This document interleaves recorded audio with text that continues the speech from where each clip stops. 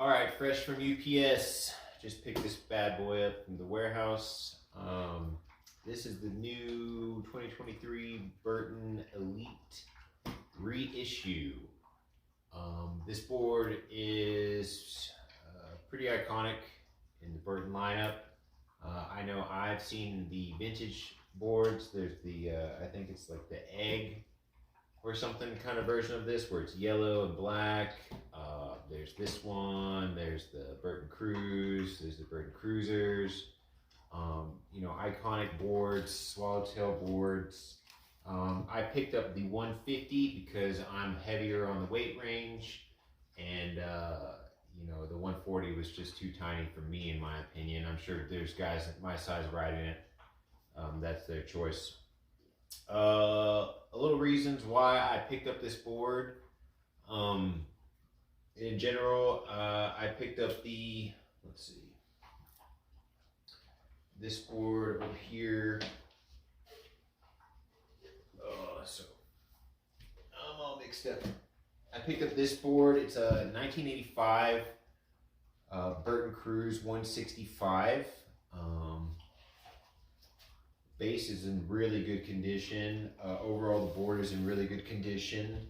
It is rideable. I rode it 2 or 3 times. It was just, I picked it up because I saw it on eBay. Everything looked pretty okay. I just crossed my fingers and hoped for the best that when I got it, it wasn't all jacked up or anything. And for the most part, it's a really solid old 1985 board that still you can ride today. And that kind of sparked the whole vintage kind of bug in me in my board collection. I picked up this board, which is just kind of like an off-brand U-Pop, says it's made in Austria, Fun Ski. I looked up some stuff on the internet. Pretty much, it has a Sims base, which is really weird. From what I could understand, I think it was just a, it's a similar shape to, I believe, the board they had. It was the Terry Kidwell, I believe. Sims board. You can kind of look at it. It kind of looks kind of similar. This board actually rides pretty well, but I'll make a video on that some other time. The Burton Cruise rides actually really well. And then I picked up this board over here. This is off-brand, the same thing, some Japana board. This one's made in Austria as well. I rode this the other day. This is an old school board. These are old school boards. They ride old school ways. I'll make a video about that possibly later in the future. Differences between old school board shapes, side cuts, flexes, heftiness of how they differ from new age boards. But this video is about this board, so let's talk about it. First off, graphics are sick. I really dig the graphics. I really like the shape. A few reasons why I got this board at a 150, pulled the trigger, thought I'd be rideable at my size, my specs and all that is a few things. Number one, main reason was that it has the continuous channel, which is all the way up from almost the tip to the tail. This is going to allow this 150 at my size to be way more versatile for powder riding for the size. If it were to have capped out, you know, say like right here, this is where the channel ended, and I couldn't set it all the way back, it would be, you know, very difficult to ride this board in powder, maybe, you know, more than 8-10 inches. It wouldn't sink, it wouldn't float very well. But the ability to set it literally all the way to the back of the board is going to make this board a lot more versatile to let me ride deeper amounts of powder at my weight at a 150. I'm not a fan. You know, some people out here in Colorado say that you can ride, you know, shorter boards out here for our powder. It's a thinner, more dry powder, so that you can get away with riding, you know, 157s, 158s. At like my weight is like 190. I don't buy into that. Other people buy into that. That's fine. That's your choice. I like bigger boards. I like to go fast. I like to float over everything. I like to have power. So I ride bigger boards. I am not a fan of them, unless they're specialty boards, you know. So this board is more of a specialty board where I can slam it back. It also has a little swallowtail cutout You know, that could be considered a swallowtail. It is a swallowtail, I guess. It's more so just the actual cutout on the board. We're going to see one day in powder next season. I don't think we're going to get any powder to where I can actually really test it out of what that does in powder, if it is a swallowtail, if it helps, if it's noticeable, or if it's more of just an aesthetic kind of thing. We got a flat to rocker, so it's flat to rocker profile, similar to like the Burton fish, you know, and what else? You know, this board is kind of Jones Mind Expander X, not 100% similar, but you know, like flat to rocker profile. I'm not sure if the Storm Chaser is flat to rocker. It might be. I believe it might be. Maybe it's a little, you know, Jones Storm Chaser, Jones Mind Expander idea. In the tail, you know, this, look at that. This tail is flat. It's completely flat all the way to the back, which is a, you know, just, you know, tip of the hat to the original board. I believe the shape is very similar. It's not the exact same as far as like side cut, I believe. But it's just to kind of promote, you know, what is a reissue. So it's what the board kind of was when it first came out. Sorry, my dog's, he just ate, so he's all excited to rub all over the carpet like he always does. Base is super cool. You know, everything's pretty eye candy is really nice. It's really popping up, and I think the board looks really nice. As far as the shape, I showed you the tail. The nose, I really love this nose. I love these kinds of noses. This is the same kind of nose I have like on my 9-decker gun. I just picked up a Kuro Dart that has almost the same similar nose. I don't know if you can see it, but I have my Nitro Cannon, it has the pointed nose. All the boards that I own that have that pointed nose, it really does, I feel like it helps just like, you know, missile through powder. You can see the board just cutting through stuff, it kind of funnels stuff off the side, power off the side, and I really am a big fan of these pointed noses on powder boards, directional boards. So I really like that. I really like the shape of this board. We got a big old fat nose, and it kind of tapers off towards the tail, which is honestly, you know, literally that is my favorite shape. I really enjoy a big fat nose and a nice taper to the tail, set back. That's why I really love Kuro boards. They're all kind of versions of that, big fat noses, different shapes, more set back, some more than others, but that's kind of Kuro's thing. I know I really enjoy it, and I have a few other boards that I enjoy riding in the back seat, and I feel like this one's going to be an additive to that kind of idea of riding. It's going to be pretty surfy, I think, because you can set it really far back if you want to. It has the different reference stances where I believe it shows like the 1987 reference stance of where you can set it. And then it has this modern reference stance where you can set it. I don't ever mess with reference stances. You know, I pick my own stance. I know exactly what kind of stance I like, but that is pretty cool. As far as flex, you know, this little 150 is a stiff little son of a gun, not gonna lie. This nose is not very, you know, it's softer than everything else, but that's about it.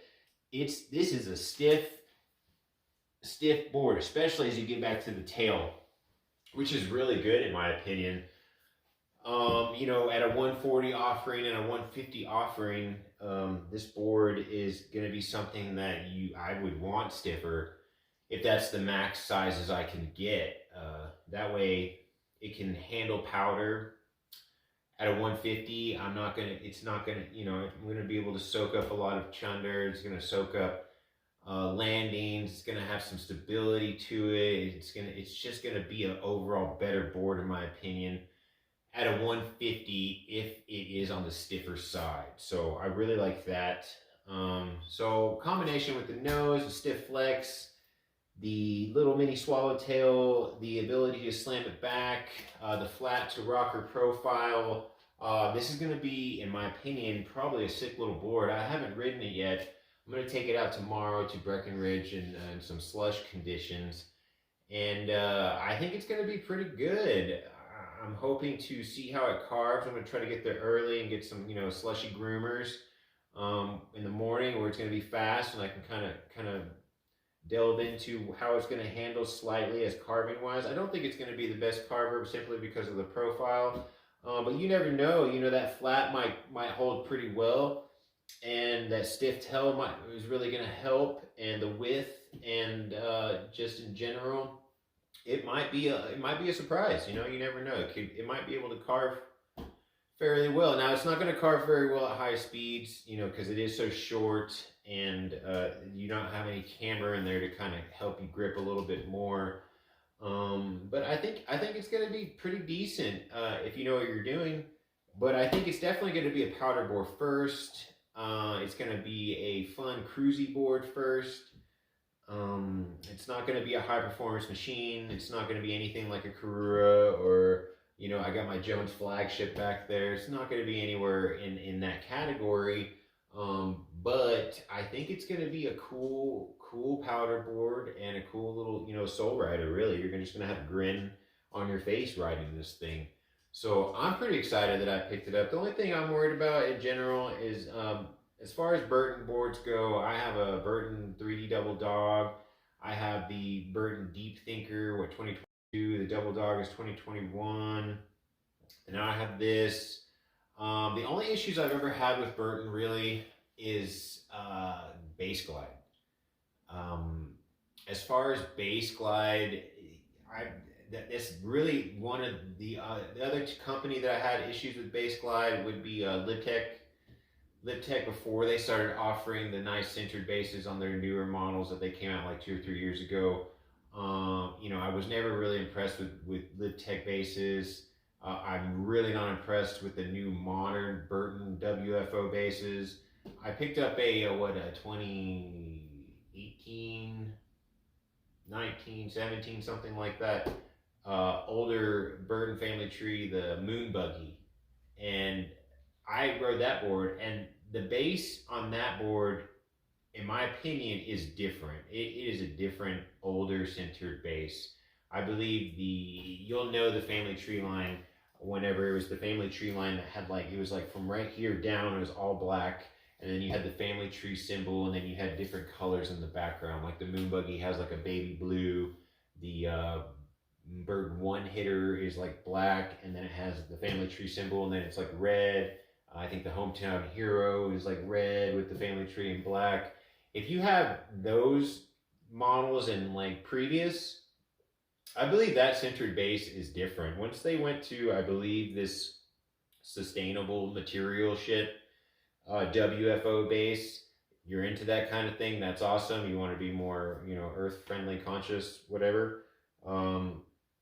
Just know that, in my opinion, these newer modern Burton bases, they have base glide issues. I'm not the biggest fan. There's ways I know how to work around it. Different waxes and certain temperature snows and stuff like that. I know what wax to use. Springtime conditions. I just took the Double Dog off, and I there's a specific way I wax for the springtime where it was gliding. So there are ways around it. It's just those little things that I've had issues with bases on Burtons in certain specific snow conditions. So I'm hoping that this board doesn't have that. I think it will. I think they use the same base. But just, it's just one of those things where I'm just going to work around it because the board is pretty iconic and I really dig it. So we'll find out. What else? We got a 275 waist width, which the board does taper off. So it is smaller at the bottom and is a little fatter at the top. So, I have a 10.5 boot. I'm going to have no issues with this width. I'm going to be able to lay it over fairly well, not really run out to any boot out issues, I would say 275 with a little smaller in the back and fatter in the front. I'm thinking, size 11s, even size 12s, you're going to get away with it on this board. But, dudes with size 12 boots generally aren't from the weight range of 120 to 180. There are some out there, But you know, if you are 200 plus pounds, size 12 boot, and you buy this board at a 150, you know, you're gonna have to tone your riding down. It's not gonna be a board, the greatest board for you. You're just gonna be riding it because you want to ride it. This is definitely for smaller individuals. The 140 is a completely different shape, I believe. It's a little bit more rounded at the top. Actually, it has the 140 has a 8.9 meter side cut, and the 150 has a 7.9. So this 150 with the 7.9 is going to be, it's going to be a little bit more turny. It's going to be a little bit more slashy. It's not going to, you know, higher speeds. Both these boards are not going to be high speed performers, but definitely the 150 with the 7.9 is not going to dig in straight line carves as much. It's going to be more of a circle carve, you know, nice transitions, fast twitch movements, fast. It's going to like that. It's not going to be dug in you know, like a 9 meter side cut or 10 meter side cut, where that's more for bombing fast, long drawn out carves. So I think that was a good choice for this board. The stiffness, the profile, the side cut, the shape, the setback. It's going to be a fun, awesome board. There's no way that this board is going to just be a total turd. You know, I'm sure people are going to say that it might be. I'm sure there's a bunch of reviewers. I know that, hey, Burton, shout out to the ones who know. But, you know, it is what it is. You like Burton, you don't like Burton. You like this board, you don't like this board. You think this board is dumb. You think there's better, whatever, dude. I think it's going to be fun. I think I'm going to have a blast on it tomorrow when I take it out to Breckenridge for some slush riding. And, you know, it's a new addition to my quiver of boards that I'm going to try to keep as pretty as possible. But definitely I buy boards to ride them, not to keep them pretty. So, you know, hopefully I don't run into anything. And I will let everyone know how this board rides tomorrow. Hopefully I'll get a video out tomorrow after I'm done riding it. And, you know, kind of give my ideas about it. I just wanted to make a video because I know I searched YouTube and I didn't find anything on it, and you know, whatever, I got it, might as well make a video on it.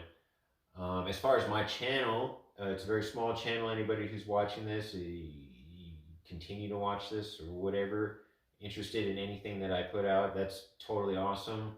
I have a bunch of boards that I got this season. I've been real busy with my new job and moving and stuff, so I want to make videos on my vintage boards, kind of talk about the differences on side cuts and weight and shapes and how those ride compared to modern boards. I definitely have a stack of boards that I've been getting since I put out my last. I mean, I got the Deep Thinker, I got the Dart, I got a Battalion Cruiser, I got the Jones Flagship. I never made a video for my Yes 2020. I never made a video for my Nitro Cannon. I just got on that like last week. That was a freaking blast. I definitely want to make a video on that Burton Cruise that I got to let you know like how a 1985 board shreds. It's actually pretty damn good. What I got a red smoke screen. I got the Burton Moon Buggy. Oh crap! I have issues. I have problems.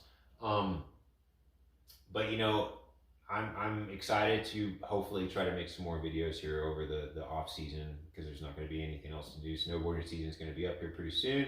Still going to be out there riding A Basin. I'm going to get a few tickets, get some days out there, because I know they're probably going to try to go to July. I think we have the snow for it. But overall, just anybody who got this board, you know, I think you're going to have a good time based off when I put it in my hands and I felt it and I could look at it. And I think it's going to be a really good time. They came out with the Burton Nug reissue. They came out with this Burton Elite. They came out with the Craig Kelly Air. I believe the Screaming Tree is like the 1995 reissue. And then they have some girls board, the Burton Dolphin. No offense to the girls, you know, but if you like that board, I mean, if that was iconic, then, you know, I feel bad for girls boards, really. You know, girls boards, there's a lot of, I'm not going to speak on it too much, but I wish there was more girls boards that, you know, maybe they talk to more girls and of what kind of graphics they would like, or just, I wish there was like a cool brand for girls that was more like, I don't know, let's lay off the whole hippie bullshit and I'm not going to speak too much on it. If girls feel like they need cooler boards, trust me, I'm on board with you. In general though, I'm excited to get this board out, and I'm excited to make some more videos, and hopefully this helped everybody out to kind of understand what this board's going to ride like, and we will find out tomorrow what it rides like, because I'm going to be riding it, and hopefully it performs really well. So maybe check in tomorrow if you want to know how it rides. I'll try to get a video up, and take care.